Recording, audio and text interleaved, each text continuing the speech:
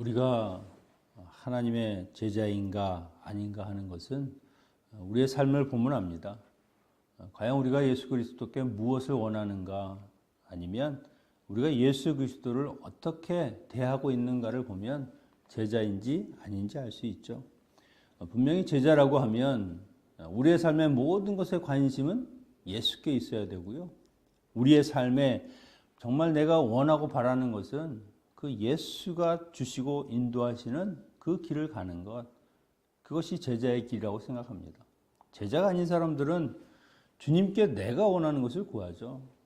내가 이것을 원하고 저것을 원하고, 그래서 그것을 주시면 주님을 쫓아가지만 그것이 이루어지지 않으면 그것은 돌아서니까 제자의 길이 아니라고 하는 것이죠. 제자는 그러니까 모든 일이 내 뜻대로 되든지 아니 되든지, 그리고 주님이 어떤 상황에 있다 할지라도 그 주님과 함께하는 것이 제자의 삶이라고 하는 것이죠. 오늘 우리에게 알려지지 않은 그런 제자에 대한 이야기를 하고 계십니다. 과연 그들을 보면서 우리의 삶은 지금 정말 제자인가 아닌가 하는 것을 다시 한번 생각해 봐야 할 것입니다. 주님이 십자가에 달리시고 나서 주님은 6시간을 십자가에 계셨습니다. 오전 9시에 십자가에 달리시고 주님이 죽으신 시간은 약 3시 정도입니다. 이제는 십자가에서 죽으신 예수님을 장사 지내는 일이 남은 것이죠. 죽으심과 그리고 부활 사이에는 이런 장례 절차가 남았다는 겁니다. 이제 주님께서는요, 부활의 새 아침을 맞이하기 위해서 무덤에서 머물고 계시는 겁니다. 이 주님이 장사 지내는 일을 보면서 하나님이 이런 일들을 감당할 사람들을 또 이미 준비해 주셨다고 하는 것이죠. 하나님의 아들이지만 온 세상의 그 왕으로서 그 예수 그리스도를 십자가에 그렇게 높이 달리시고 영광을 받게 하셨다고 하면, 이제는 그 장사 지내는 것을 통해서도 왕의 장례처럼 그렇게 하나님께서 이것을 인도하시는 것을 보게 됩니다.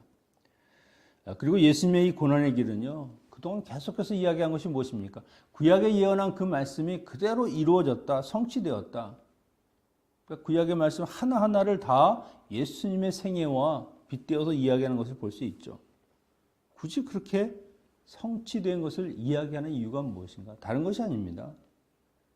하나님이 말씀하신 그 메시아, 다윗의 후손으로 오시는 그분이 누구냐? 바로 이 예수 그리스도 십자가에서 죽으신 그분이 하나님이 보내주시는 메시아다. 메시아는 그렇게 너희를 위해서 죽으시고 너희의 죄를 속량하시고 너희를 자유케 하시는 분이시다라고 하는 것을 바로 이렇게 구약의 예언이 성취되었다는 것을 통해서 보여주는 것이죠.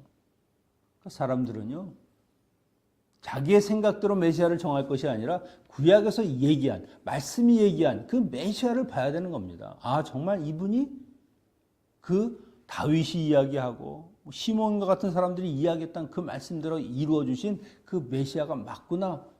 그렇게 우리가 그 말씀으로 메시아인지 아닌지를 구분해야 되는데, 그저 내 생각, 내 뜻대로 메시아는 이렇게 돼야 된다, 그런 메시아는 없습니다.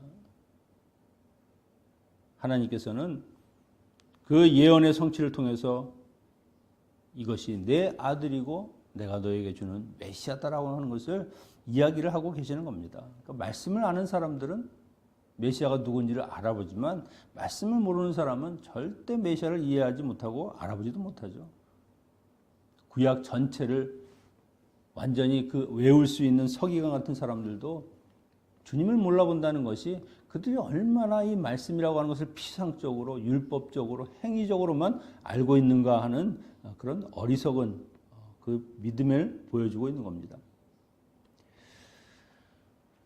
여기에서도 31절에 보면, 이날은 준비일이라 유대인들은 그 안식일이 큰 날이므로 그 안식일의 시체들을 십자가에 두지 아니하리 하여 빌라도에게 그들의 다리를 꺾어 시체를 치워달라 하니. 원래 이 구약의 율법에 의하면 나무에 달린 자는 저주받은 자죠. 그래서 신명기에서도 민수기에서도 보면 그 저주받은 자의 시체는요, 오래 놔두면 안 됩니다. 그날이 지기 전에 그 시체를 내려서 그것을 땅에 묻든지 해야 되는 것이죠.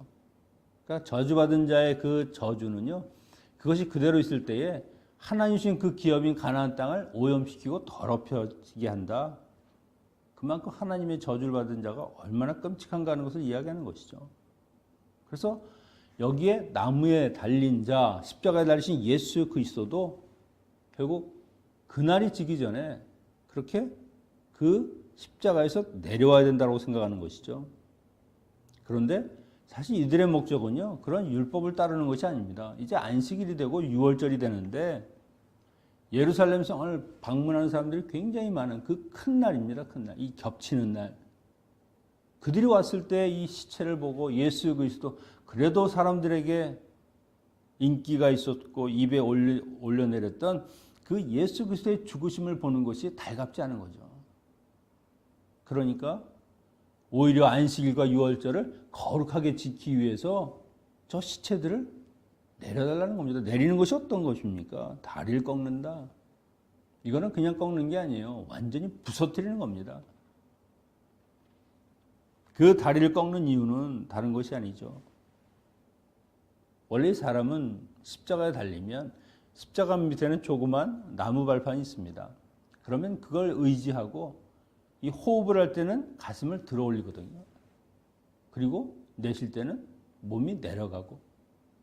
근데 이 다리에 힘이 없거나 다리가 꺾어지면 이 가슴을 들어 올리지 못하는 겁니다. 그러면 질식사하는 거죠. 한마디로 말해서 강제로 죽이는 겁니다. 치워달라. 이건 인간에 대한 이야기가 아니죠.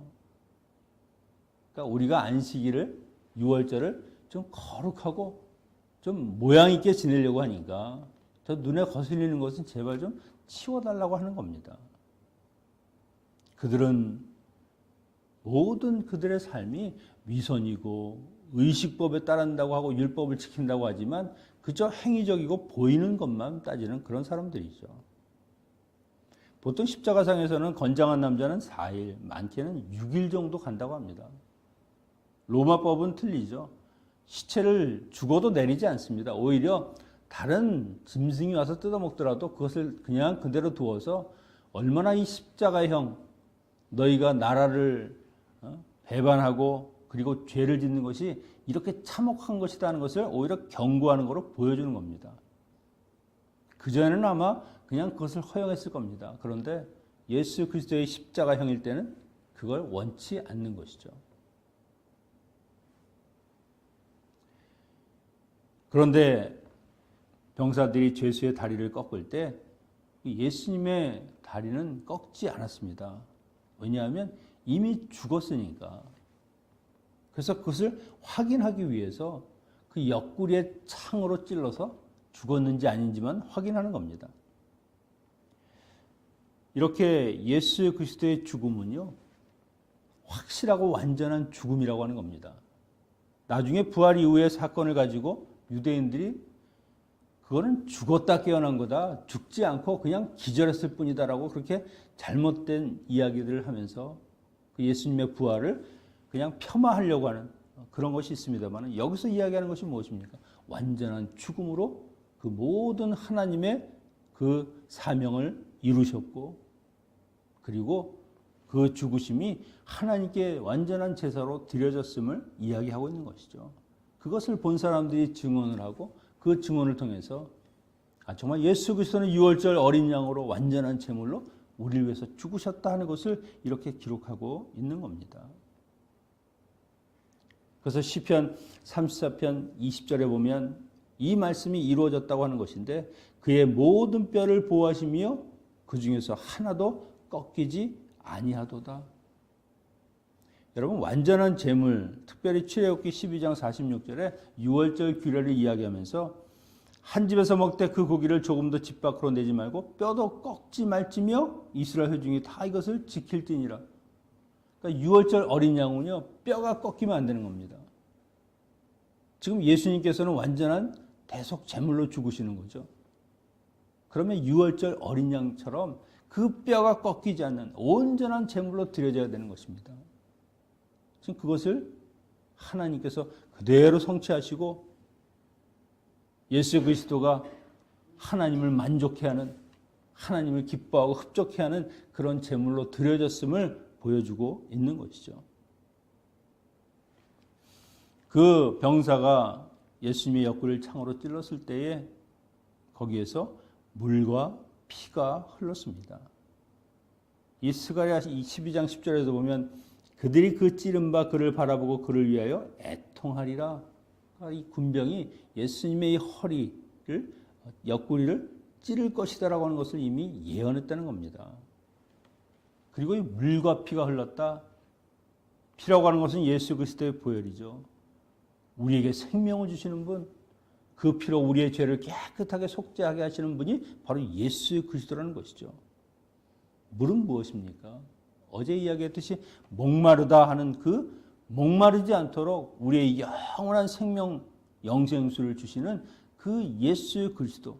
그러니까 주님은 우리의 생명을 주시고 우리가 목마르지 않도록 우리에게 그런 영적인 그런 물을 제공하시는, 그런 우리의 영적인 부분을 완전히 책임지시는 분이라고 하는 것이 물과 피를 통해서 이야기하고 있는 것이죠.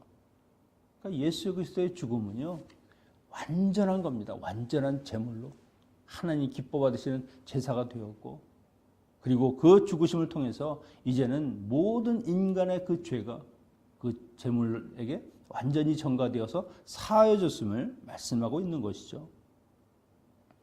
38절 42절에서는요. 하나님께서 제자들에 대한 이야기를 하시고 있습니다. 어떤 제자들인가? 예수님께서 운명하시자마자 아리마대 사람 요셉이 빌라도를 찾아옵니다. 그리고 예수님의 시체를 달라고 요구합니다. 38절에 보면 아리마대 사람 요셉은 예수의 제자이나 유대인이 두려워 그것을 숨기더니 2일 후에 빌라도에게 예수의 시체를 가져가길 구하매 빌라도가 허락하는지라 이에 가서 예수의 시체를 가져가니라. 아리마대 요셉은 사내들인 공의의 공회원입니다. 유대인들의 최고의 어떤 그 사법기관이면서 결정기관이죠. 거기에 있다고 하는 것은 이미 이스라엘의 모든 사람들 중에서 상위 0점 몇 프로에 드는 그런 사람이라고 하는 것이죠. 지위도 높고 그리고 재력도 상당한 사람이었습니다. 그는 예수님에 대한 남다른 열정과 관심이 있었죠. 여기에 예수님의 제자라고 소개하고 있다는 것이 참 특이합니다. 그만큼 예수님을 따르고 예수님을 사랑했던 사람이죠. 하지만 전에는요, 감히 내가 예수 그리스도의 제자라고 이야기하지 못합니다. 유대인들의 시선이 있으니까 내가 예수 그리스도의 제자다라고 이야기했다고 하면 이렇게 십자가에 처형되는 그 사람의 제자는 어떻게 되겠습니까? 다 잃어버리는 겁니다. 어쩌면 공회원에서 쫓겨나게 되고요. 그가 갖고 있는 모든 재산을 포함해서 그가 유대 사회에서 누리고 있는 지위와 권한을 다 박탈하게 될 수도 있는 것이죠. 그래서 그가 두려워도 참고 주님을 좋아하고 주님을 따른다고 해도 마음속으로만 그냥 익명의 그리스도인처럼 그렇게 조용히 살았던 겁니다. 그런데 예수 그리스도께서 십자가에 달려 돌아가시는 모습을 보면서 그의 마음에 변화가 온 거죠. 아, 주님이 메시아시구나. 하나님의 아들이시구나. 그래서 이제는 드러내고 빌라도에게 찾아가서 내가 그 예수 그리스도의 장례를 담당하겠다라고 지금 이야기하는 겁니다. 여기에 보면 새로 준비한 무덤, 아무도 쓰지 않은 무덤이라고 했는데 이것은 그 요셉이 자기의 가족묘로 아마 준비했던, 그리고 돌을 굴릴 정도면은요 상당히 고가의 그런 무덤이라고 하는 겁니다. 그러니까 예수님께서는 성경에서 예언한 대로 부자의 묘실, 왕실의 묘실에 묻혔다고 하는 것이 바로 이 요셉의 그 무덤이죠. 여러분, 이렇게 주님 앞에서 예수 그리스도의 제자라고 하는 것을 고백하지 못했지만 주님이 십자가를 지신 이후에 내가 예수 그리스도의 제자로 그렇게 드러낸다고 하는 것은요, 결국 그는 이제는 내가 혹시 다 잃어도 나는 그것을 감당하겠다. 나는 차라리 예수 그리스도의 제자로서 그렇게 살아가는 것이 훨씬 더 보람되다라고 하는 것을 느끼니까 이렇게 할 수 있는 것이죠. 또 다른 사람이 있습니다. 니고데모입니다. 그 역시 공회원이면서 바리새인입니다. 예수님께 밤늦게 찾아와서 거듭나는 것, 중생에 대해서 이야기를 했던 사람이죠. 그러니까 그는 소심하고 아주 신중한 사람입니다. 혹시라도 내가 예수를 만나는 것을 누가 보기라도 하면 내게 어떤 불이익이 있을지 모르니까. 근데 그가 주님을 장사할 많은 물품을 가지고 왔는데 모략과 침향을 100근 정도. 이 양은요, 왕을 장례할 때 쓸 수 있는 정도의 양입니다. 어마어마한 양을 지금 예수 그리스도의 그 죽으심에 대해서 안타까운 마음, 그 사랑하는 마음으로 그렇게 가지고 왔다는 것이죠. 역시 그도 이제는 주님의 제자라고 하는 것을 드러내는 겁니다. 예수 그리스도의 십자가의 죽으심이 얼마나 고통과 그리고 아픔이 있었는지 그 역시 예수 그리스도의 십자가 사건을 통해서 변화되는 것을 볼 수 있죠. 여러분, 겉으로 드러내지는 않았었지만 그러나 이들이 예수 그리스도의 제자인 것은 틀림이 없는 겁니다. 지금 다른 예수님의 12제자 중에서 11제자 다 도망가고 또 한 제자는 예수 그리스도를 팔았었는데 그런 위기와 모험 속에서도 지금 예수 그리스도를 나의 주인으로 나의 스승으로 지금 고백하면서 그 죽음을 애도한다는 것은요, 그들이 진정한 믿음의 사람이라고 하는 것을 보여주는 것이죠. 죄인으로 죽으신 예수님을 위해서 자신의 무덤을 내어주고 시체를 가져가고 장례를 치르고 그리고 그 시체를 세마포로 싸고 모든 절차를 다 그들이 담당했습니다. 마가복음에 보면 아리마대 사람 요셉이 와서 당돌이 빌라도에게 들어가라고 되어 있습니다. 이 당돌이라고 하는 것이 바로 위험을 무릅쓰고라고 하는 것이죠. 자신이 어떤 피해를 당할지 내가 각오를 하고 주님의 시체를 내가 넘겨받는다는 겁니다. 여러분, 우리는 지금 어떤 모습으로 예수 그리스도의 제자로 살고 있습니까? 세상 가운데서도 나는 예수 그리스도의 제자다. 나는 그분을 섬기고 따르는 사람이다. 그렇게 이야기하고 또한 그렇게 살고 있습니까? 아니면 이들의 이전의 삶처럼 조용히 묵묵히 아무도 모르게 그렇지만 마음속으로 예수 그리스도를 따르는 그런 익명의 크리스찬처럼 그렇게 살아가고 있습니까? 그러나 우리도 바뀌어야 된다는 겁니다. 변화되어야 된다는 겁니다. 예수 그리스도가 메시아이시고 나의 주인이시고 그분이 나의 구세주라고 하는 것을 내가 확신하고 있다고 하면 우리는 우리의 삶 속에서 예수 그리스도의 제자라고 하는 것을 당당히 드러내고 내게 어떤 해와 어떤 위험이 있다 할지라도 그분을 따라가겠다고 하는 그런 결단의 삶을 살아야 되는 것이죠. 이들은 그 공의에서 예수 그리스도를 십자가에 못 박아 죽여야 된다고 결의할 때 반대를 하지 못했습니다. 주님이 잡혀갈 때도 그냥 보고만 있었던 사람입니다. 그런데 지금은 달라졌죠. 십자가라고 하는 것이 우리의 인간의 삶을 이전의 삶과 이후의 삶으로 완전히 바뀌게 한다는 것입니다. 여러분, 이것이 제자입니다. 어떤 일이 있어도 주님을 떠나지 않고 주님이 가신 그 길을 묵묵히 따라가는 사람, 다른 세상의 것에 집중하는 것이 아니라 예수 그리스도에게 집중하고 예수 그리스도만이 나의 삶의 전부라고 믿고 그분께 내 모든 것을 맡기는 것이 바로 제자라고 하는 것이죠. 우리가 예수 그리스도의 제자라고 하면 여러분 이제는 십자가 이전의 삶과 십자가 이후의 삶은 달라야 되는 겁니다. 두려움과 그런 아픔을 뛰어넘어서 정말 예수 그리스도를 쫓아갈 수 있는 좁은 길이든 골고다의 언덕길이든 정말 내가 주님을 쫓아갈 수 있는 그런 믿음의 사람으로 살아야 하는 것이죠. 저희가 오늘로써 이제 고난주간 일주일을 이제 마무리를 합니다. 이 일주일 동안 주님의 가신 그 십자가의 길을 따라서 왔습니다. 우리가 십자가를 묵상하는 것은요, 고난주간만이 아니라 매일 매번 그 주님의 십자가를 우리가 의식하고 기억하고 그 은혜와 사랑을 늘 마음속에 새기면서 살아야 한다는 것이죠. 그래서 때로는 감당하기 어려운 힘든 일이 있거나 고난을 만날 때도 우리도 예수 그리스도처럼 묵묵히 그 십자가를 지고 그 고난을 이겨내면서 승리하신 주님을 바라보면서 우리도 그 승리를 맛봐야 할 것이고요. 세상의 유혹과 많은 정말 고난과 시험이 있을 때에도 나로 인해서 죽으신 예수 그리스도 그분을 생각하면서 그 죄라고 하는 것이 얼마나 무서운 것인가. 주님을 십자가에 못 박아야만 했던 그 끔찍한 것을 우리는 유혹에 넘어가는 것이 아니라 그것을 이겨내야 할 것입니다. 그럴 때 십자가가 우리의 능력이 될 것이고 그럴 때 그 십자가를 통해서 우리는 새로운 인생을 살 수 있는 것이죠. 토저라고 하는 분이 이런 말을 했습니다. 십자가를 두고 우리가 취할 수 있는 것은 두 가지밖에 없다. 하나는 피해 도망가는 것이고 다른 하나는 그 위에서 죽는 것이다.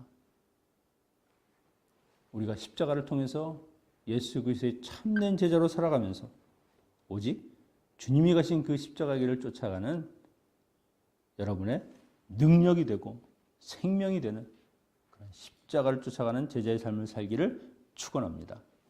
기도하겠습니다.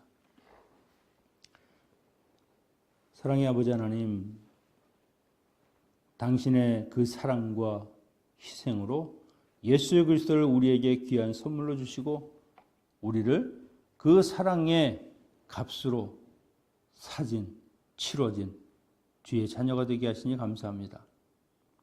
주님을 온전히 따랐던 요셉과 니고데모처럼 어떤 상황에서도 우리가 주님을 쫓아가는, 주님을 포기하지 않고 주님을 배반하거나 버리지 않고 주님을 인정하면서 쫓아가는 저희의 삶이 되게 하시고 십자가의 은혜를 다시 한번 우리의 삶에서 날마다 우리가 경험하고 느끼고 묵상하며 오직 예수 그리스도의 능력을 더 입어 살아갈 수 있는 주의 자녀들 되게 하여 주시옵소서. 이 모든 말씀을 우리 주 예수 그리스도의 이름으로 기도하옵나이다.